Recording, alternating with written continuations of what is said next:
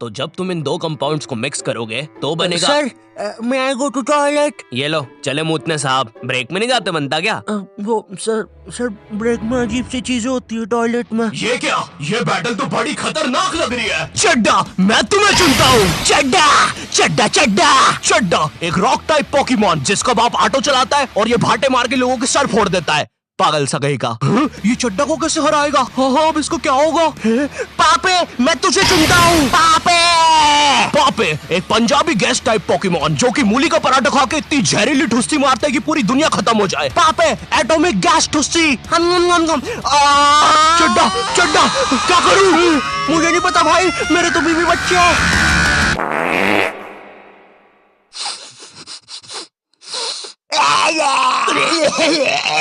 Teenagers नहीं नहीं नहीं, ये वीडियो ऐसे स्टार्ट नहीं होगी। ये तो बस मैं तुम्हें बताना चाहता था कि ब्रेक में बॉयज टॉयलेट में कैसी हरकतें होती है, और ये भी बस उसका 1% था। गर्ल्स टॉयलेट के बारे में मुझे ज्यादा पता नहीं है, या मुझे पता है?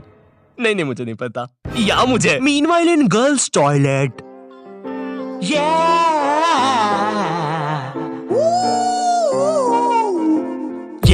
कहानी है गर्ल्स टॉयलेट के पीछे की। जी हाँ दोस्तों, गर्ल्स टॉयलेट जहाँ लड़कियां सुपर हीरो बन के ठरकी बुड्ढों को बचाती है। यहाँ पर खुशियाँ और अमन से रहे लोग। क्या? अरे भाई, फिर तुम ही बताओ, लड़कियों को इतना टाइम क्यों लगता है बाथरूम में?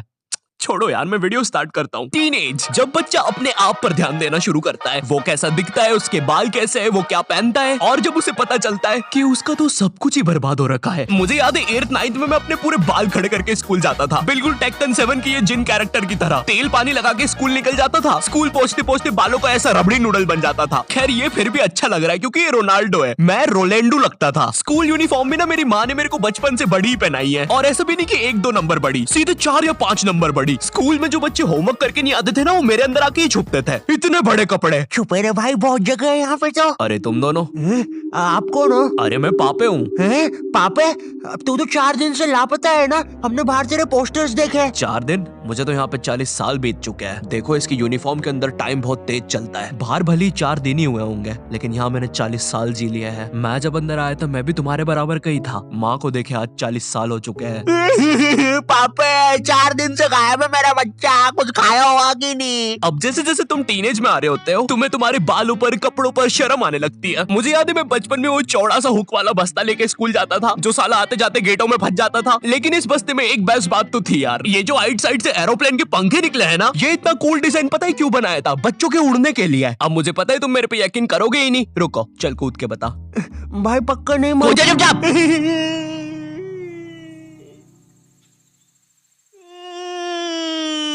मैंने तो बोले। अरे बाप रे, अब तो लाइट चली जाएगी। मुझे अपना फोन चार्ज पे लगाना चाहिए। टीनेज में ना तुम्हें तुम्हारी इमेज की बहुत ज्यादा परवाह होती है, लेकिन तुम्हारे माँ बाप को उससे घंटा फर्क नहीं पड़ता। उनके लिए तुम अभी भी रात में छुप के सूखा बॉर्नविटा खाने वाले बंकू हो।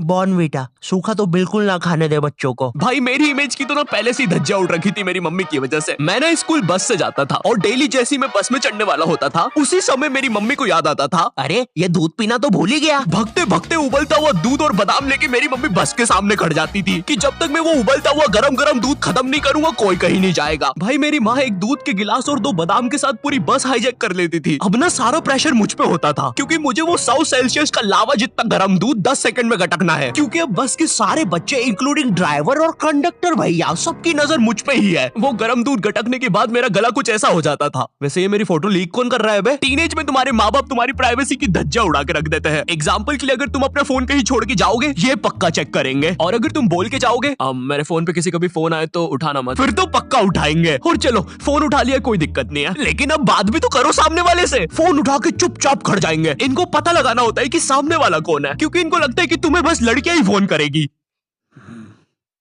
हेलो, ये कौन लड़की फोन कर रही है तेरे को? अरे मम्मी आकाश है, ध्यान से सुनो। तो इसकी आवाज लड़की जैसी क्यों आ रही है? क्योंकि दिमाग में लड़की घुसा के रखी है आपने, और लड़की बोल के उसकी अलग बेइज्जती मार रहे हो। क्या सच में मेरी आवाज इतनी लड़की जैसी है? कहीं मैं सच में तो लड़की नहीं? बहुत हो गया, अब मैं अपनी शक्तियों का गलत इस्तेमाल करूंगा। और इसी तरह आकाश ने अपनी शक्तियों का गलत इस्तेमाल शुरू कर दिया। बेबी एक बार फिर से बोलो ना प्लीज ना। रिचार्ज करवाओ ना सोना बाबू। Wingardium leviosa. सुनो मेरी सारी जायदाद मेरी बेबी के अकाउंट में डाल दो। और हाँ 253 का रिचार्ज। 256 का बाबू।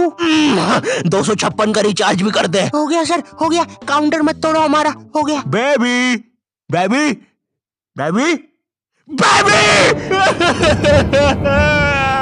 सब छोड़ के चले जाते हैं। और इसी तरह आकाश बन गया दुनिया का सबसे बड़ा स्कैमर। ये ऐसे क्यों हंस रहा है? मुझे क्या पता, शायद जो नशे अभी हम करने वाले हैं उसने पहले ही कर लिए होंगे। तो तेरी गर्लफ्रेंड नहीं है फिर? नहीं है, बोला तो सही। ठीक है जा। वैसे एक सेकंड, नशे के बारे में क्या बोला तू? अगर तुम अपने फोन की तरफ देख के इतना सा भी मुस्कुरा दोगे ना तो इन्हें लगेगा तुम अपनी गर्लफ्रेंड से बात कर रहे हो। और चलो मान भी लेते हैं अगर मैं अपनी गर्लफ्रेंड से बात कर रहा हूँ तो मैं मुस्कुराऊंगा क्यों? अरे भाई वो गर्लफ्रेंड है मेरी, जोकर थोड़ी ना। अरे नहीं नहीं। ओए सुरेश, क्या तुम्हें ये नाव वापस चाहिए? अंदर आओ। ओए रहने दे, नाली वाली नाव है वैसे भी, तू ही रख ले। और तेरे को शायद कहीं देखा है मैंने।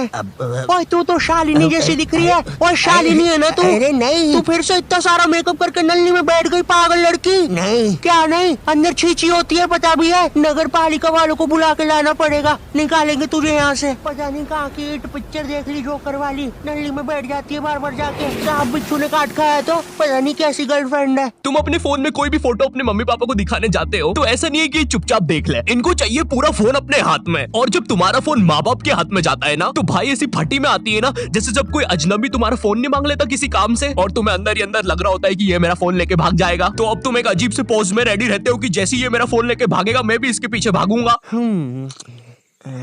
अरे ये नेटवर्क, अरे ये नेटवर्क ही नहीं आ रहा। हो गया। Thank you. अरे मेरा फोन। वो तो मेरा ही आदमी था।